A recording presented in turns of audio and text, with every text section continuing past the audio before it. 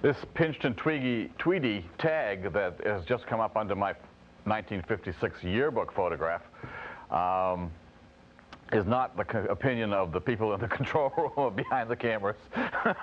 It's my own description of my own personality in the adolescent years, and it adapted. This is an adaptation to a lot of pressures that I felt, that I was wrong. I once said to somebody that I wasn't born guilty, I was born wrong. I had a lot of personal, really bad experiences that shut me down and closed me within myself. And the high school photograph you see really reflects something amazing to me. I would, at that time in 1956, I never would have told you I was angry. I was furious. I was enraged with life. And I was fixing this photograph up this morning to bring over here to the studio, and I suddenly remembered this, and then this is the unconscious, and this is how psychology works. I remember my mother saying to me, "You always look angry." And that was very true at the time, but I can only see that now in retrospect as an adult. And when I closed up, this deep anger that I felt came out in the photograph. If you can zoom in on the eyes of the photograph, right close up on the eyes.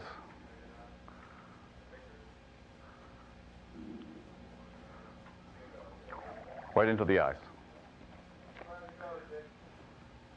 That's it. Well, especially the left eye, this eye over here. There's such rage in those eyes that it shocked me. I thought the yearbook picture when I got it, and was deciding between the smiling one, you know, the usual high school thing you do, that there was something wrong with these photographs. I didn't know what it was. It was in 1997 that I realized that I was furious with life. I was furious with my school. I was furious with what was going on around me. I was furious that people had hurt me. And the reason that this is here, pinched and tweedy, is because that was my persona. And it's a Jungian term, it's Jung's term. And what he means by that is he took the word from the Latin for mask, which was worn by Roman actors on stage in ancient Rome, to specify the character they were playing. In Jungian terms, the persona is the individual's outward behavior, physical appearance, even clothing. In short, it's part of personality which others see. It is an adaptive compromise between the individual and society, the role played, and the facade presented to the world. The facade that I was presenting to the world was the good Catholic boy, the perfectionist. He did everything right. He didn't displease anybody. And that's what you see reflected here. Mr. Perfection. Mr. You know, the real me is hidden behind this outer mask. And not only that, my fury at the world was showing through.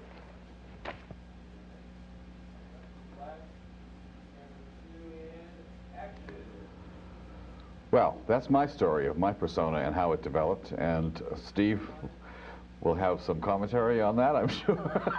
Well, you know, high school is an exciting time for everybody. I think, like we were talking about at one time, high school is a time when you define yourself. I mean, that's the time when the personality, and especially that persona part of the personality, how I will be with people, how I will be in the world, gets defined. And when you're in high school and you've never done this before, that's how you end up trying blue hair and one day, and then a week down the line you want to do the flat hair thing, and you try these different masks, and that's where the roles, and roles in life to see what fits both with you and how it feels to you, and then what happens with you and other people. I did this intellectual thing. I don't know if it was because I was good at it. It was just that people responded to it. You see what I mean? Yes, and so something in that high school boy said, oh, well, people seem to like that. Let's do that. And that's how, in sort of early on, I think we build the public face of our personality that lasts us for the first half of life. But that doesn't mean that all of those other Yes, possibilities have gone anywhere.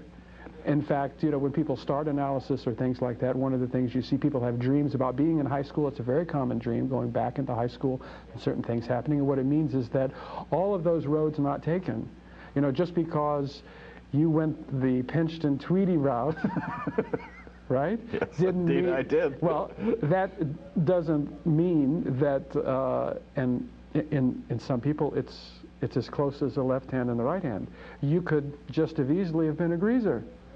That's right. It was right there, and there's only one little tweak of fate that puts you down one road or the other. But both of those still live in you, even though the one is the one that was lived. And then as we all get older, in the first half of life it's over, these are the things that start coming back to us. Which actually brings us to the Jung's third part of personality, called the shadow. And I had two shadow figures develop. They were what Jungians call ego-related complexes.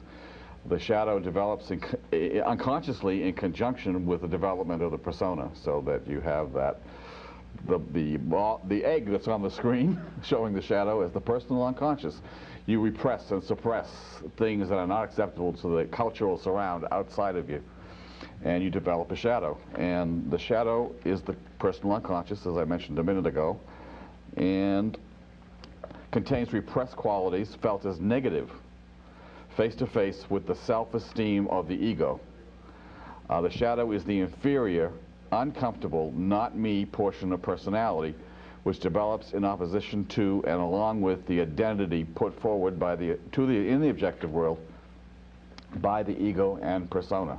So the ego and persona is facing the world, and behind the ego is developing this shadow figure, which this is Jung's own words, everyone carries a shadow, and the less embodied in the individual's conscious life, like my anger in that photograph,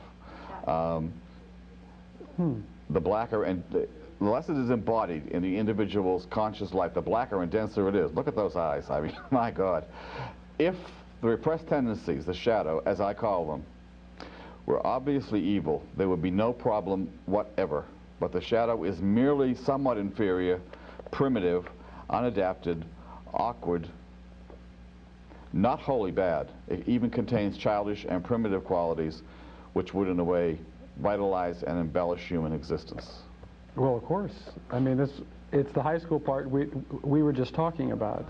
The one part develops as what is put into the world, right? Mm-hmm. And it develops because if that's what you're living, you're well practiced at it. So you didn't have a lot of practice being a greaser, you see? No. But it was just as real and just as live in you as the other. I think it feels like, it feels frightening, it feels scary, it feels dark to the ego, only because it represents that other path, yeah. Only because it represents other possibilities. And the ego sometimes is more like a little brick house. But then the wolf comes and starts blowing on the house of straw or brick. It depends on how strong your ego is. But the fact is, the wind is going to blow. The wind is going to blow as these other things come back. And that's part of the point of maturity too, is that you don't want to be who you were in high school your whole life. No.